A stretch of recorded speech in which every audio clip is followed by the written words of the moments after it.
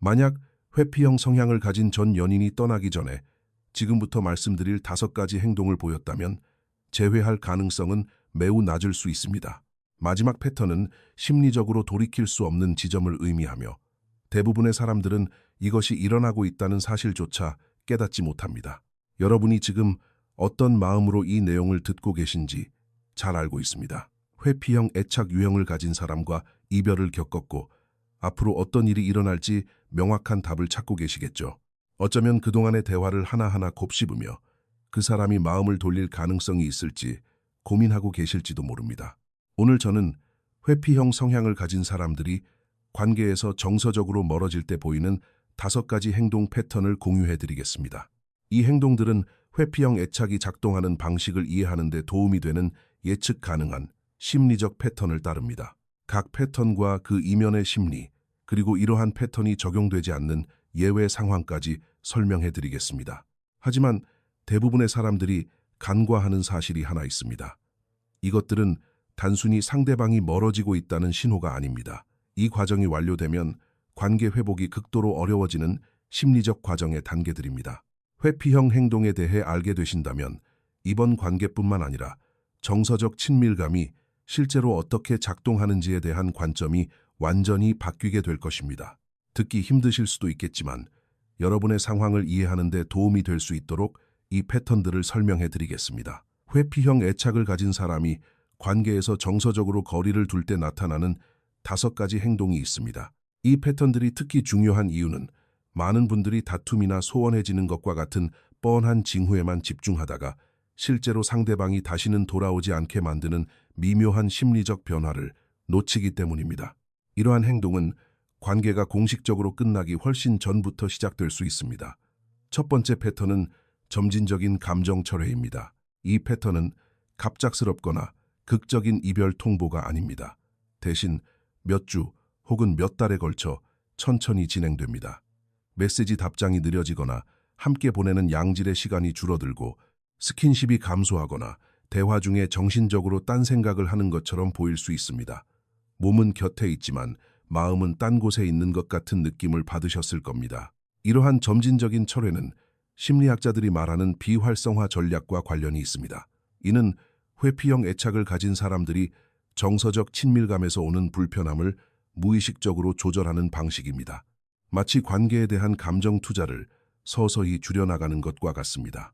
재회를 바라는 분들에게 이것이 특히 어려운 이유는 이 철회 기간 동안 회피형인 상대방은 이미 관계없는 삶에 대해 정신적으로 적응하고 있기 때문입니다.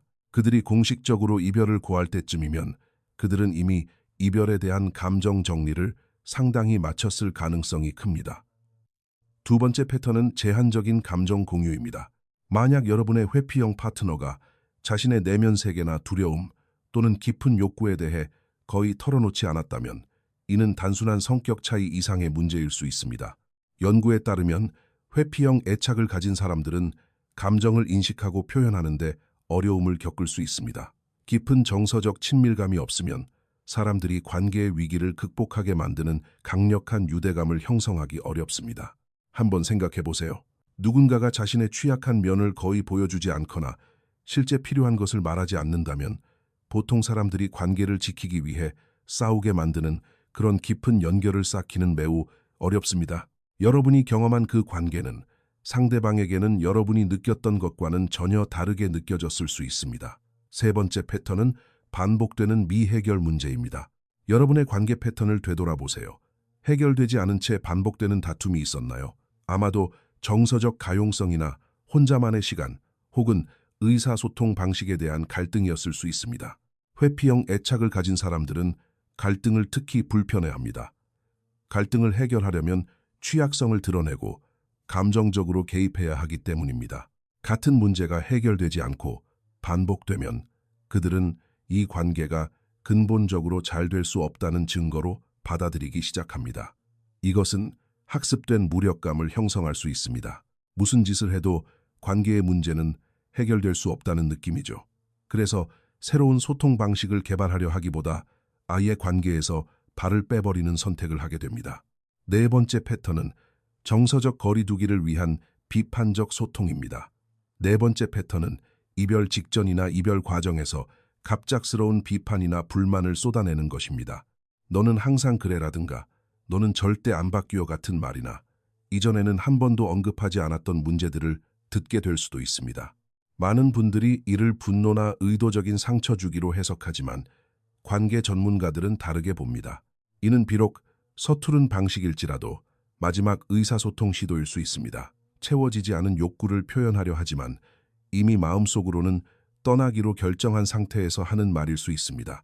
이 패턴이 결정적인 이유는 타이밍입니다. 이별 직전에 이런 비판이 쏟아졌다면 그들은 이미 감정적으로 관계를 끝내기로 결정했고 어쩌면 자신의 결정을 스스로 정당화하려 했던 것일 수 있습니다. 다섯 번째 패턴은 완전한 소통 단절입니다. 바로 심리적으로 돌이킬 수 없는 지점입니다. 이것은 앞서 말씀드린 패턴들과는 근본적으로 다릅니다. 모든 접촉을 완전히 끊는 것입니다. 단순히 연인으로서의 연락뿐만 아니라 모든 소통을 차단하는 것입니다. 가벼운 안부도 소셜미디어의 교류도 없이 완전한 침묵으로 일관합니다. 이 패턴이 유독 중요한 이유는 다음과 같습니다. 앞선 네 가지 패턴이 멀어지는 과정을 보여준다면 이 다섯 번째 패턴은 떠나기로 한 자신의 결정을 적극적으로 방어하는 행동입니다. 회피형 애착을 가진 사람들에게 이 완전한 차단은 벌을 주거나 밀당을 하는 것이 아닙니다. 이것은 그들의 신경계가 만들어낸 심리적 방화벽입니다. 회피형 애착을 가진 사람이 모든 연락을 끊을 때는 단지 여러분을 피하는 것이 아니라 여러분에 대해 자신이 느낄 수 있는 잠재적인 감정들을 피하는 것입니다.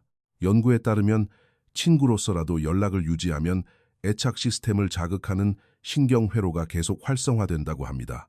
완전히 침묵함으로써 그들은 그 신경회로를 휴면 상태로 만드는 것입니다.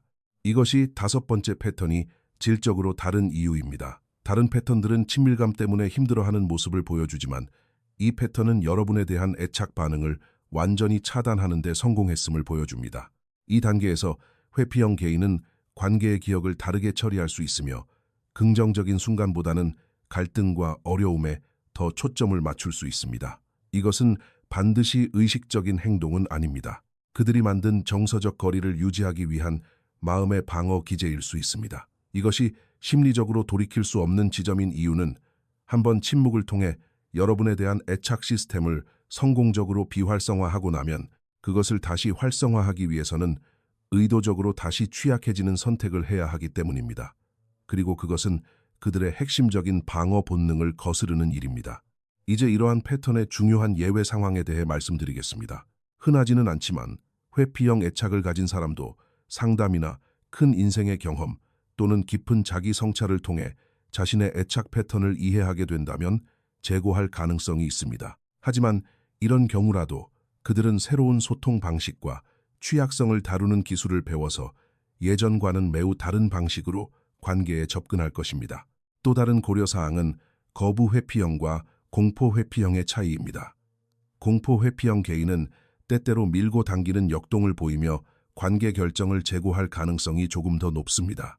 또한 애착 유형은 운명이 아닙니다. 사람들은 관계와 치료, 그리고 개인적 성장을 통해 더 안정적인 패턴을 개발할 수 있습니다. 물론 이는 의도적인 노력이 필요합니다. 이러한 패턴을 이해함으로써 얻을 수 있는 관점의 변화는 다음과 같습니다. 여러분이 겪은 것은 실패한 관계가 아니었습니다. 깊은 친밀감을 위협으로 느끼도록 설계된 신경계를 가진 사람과의 관계였을 뿐입니다. 여러분이 목격한 점진적인 철회와 제한적인 취약성, 그리고 반복되는 미해결 갈등과 이별 전의 비판적 태도, 마지막으로 완전한 침묵까지, 이것들은 무작위적인 행동이 아닙니다. 회피형 개인이 정서적 위험으로 느껴지는 것으로부터 자신을 보호하기 위해 거치는 체계적인 과정입니다. 즉, 그들의 행동은 파트너로서 여러분의 가치나 매력 혹은 사랑스러움과는 관련이 없었을 가능성이 큽니다. 그것은 친밀감 자체에 대한 그들 자신의 문제였습니다. 이 사실을 이해하는 것은 해방감을 주는 동시에 가슴 아픈 일일 수 있습니다. 여러분의 잘못이 아니기에 해방감을 주지만 타인의 애착 시스템을 고칠 수는 없기에 가슴 아픈 일입니다. 사람들이 이런 신호를 놓치는 이유는 우리가 자신의 애착 렌즈를 통해 관계 문제를 해석하기 때문입니다. 친밀감이 편안한 분들은 갈등을 함께 해결해야 할 문제로 봅니다. 하지만 회피형 애착을 가진 사람에게 그 동일한 갈등은 친밀감이 위험하며 피해야 한다는 증거처럼 느껴질 수 있습니다. 만약 여러분의 회피형 전 연인이 이 5가지 패턴을 보였다면 그들은 이미 재회 가능성이 낮은 방어적인 감정 상태로 진입했을 수 있습니다. 이러한 패턴을 이해한다고 해서 결과를 바꿀 수는 없겠지만 그들의 행동이 여러분의 가치보다는 그들 자신의 정서적 친밀감 문제에서 비롯되었다는 것을 인식하는 데 도움이 될 수 있습니다. 이러한 이해가 여러분의 에너지를 자신의 치유와 정서적 친밀감을 더 원활하게 나눌 수 있는 미래의 관계에 집중하는 데 도움이 되기를 바랍니다. 이 영상이 도움이 되셨다면 좋아요와 구독 부탁드립니다.